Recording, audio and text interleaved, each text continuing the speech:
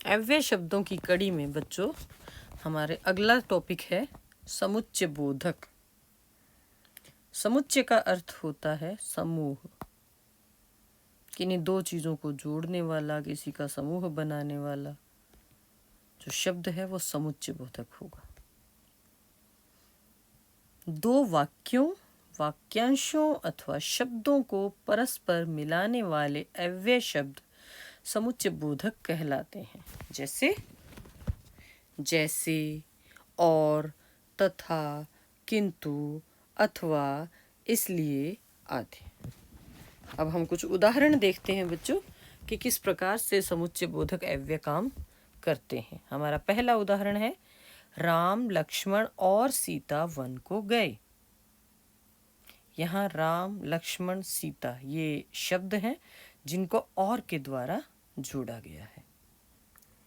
रावण बहुत अहंकारी था, परंतु उसका भाई विभीषण अत्यंत विनम्र।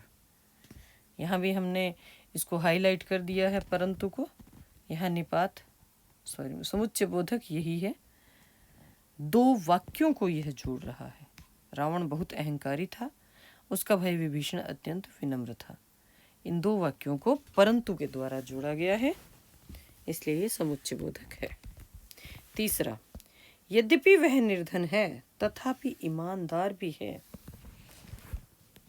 इसमें भी यद्यपि शब्द जो है वो समुच्चय बोधक माना जाएगा। भेद अब हम देख लेते हैं। समुच्चय बोधक के बच्चों दो भेद होते हैं।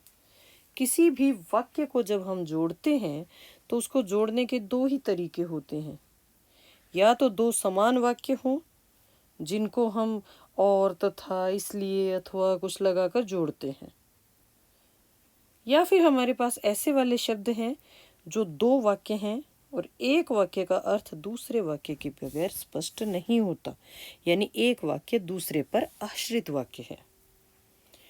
तो समुच्चय बोधक जो हमारा अव्यय है उसके भेद इसी के आधार पर हैं।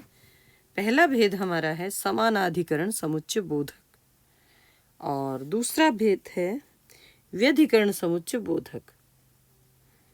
पहले हम समानाधिकरण की बात करते हैं।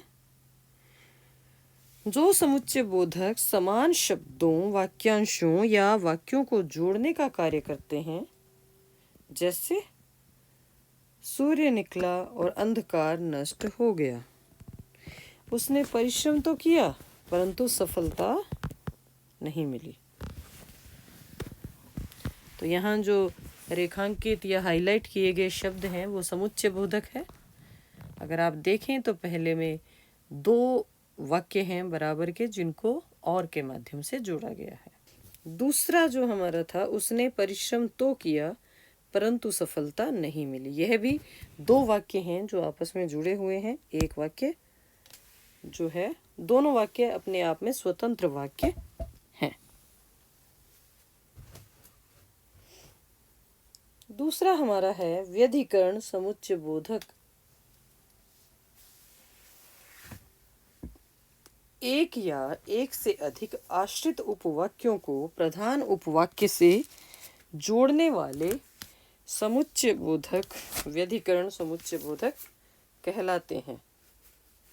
जैसे यदि, तो, इसलिए कि, क्योंकि, यद्यपि, तथापि, अर्थात, ताकि, जिससे आदि। उदाहरण हम देखते हैं। यदि तुम आते तो मैं भी चलता। यहाँ एक वाक्य दूसरे पर आधारित है। अगर तुम आते तो मैं चलता।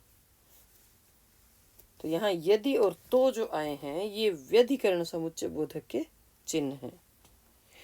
वह कार्यक्रम में नहीं आ सका क्योंकि उसे बुखार था। यहाँ भी एक वाक्य दूसरे वाक्य के अभाव में अधूरा है। यहाँ कहा गया है कि वह कार्यक्रम में नहीं आ सका क्योंकि उसे बुखार था। यहाँ एक वाक्य दूसरे वाक्य पर आधारित है, तो यहाँ व्यधिकरण समुच्चय बोधक है। एक बार फिर से हम बात करते हैं बच्चों, समुच्चय बोधक उन शब्दों को कहा गया है जो किन्हीं वाक्यों या वाक्यांशों को जोड़ने का काम करते हैं। समुच्चय बोधक दो प्रकार के हैं, समानाधिकरण और व्यधिकरण। अब हम प्रश्न अभ्यास करेंगे। यहाँ आपको कुछ प्रश्न दिए गए हैं, जैसा कहा गया है उसी के अनुसार, निर्देशानुसार आप इनके उत्तर लिखेंगे।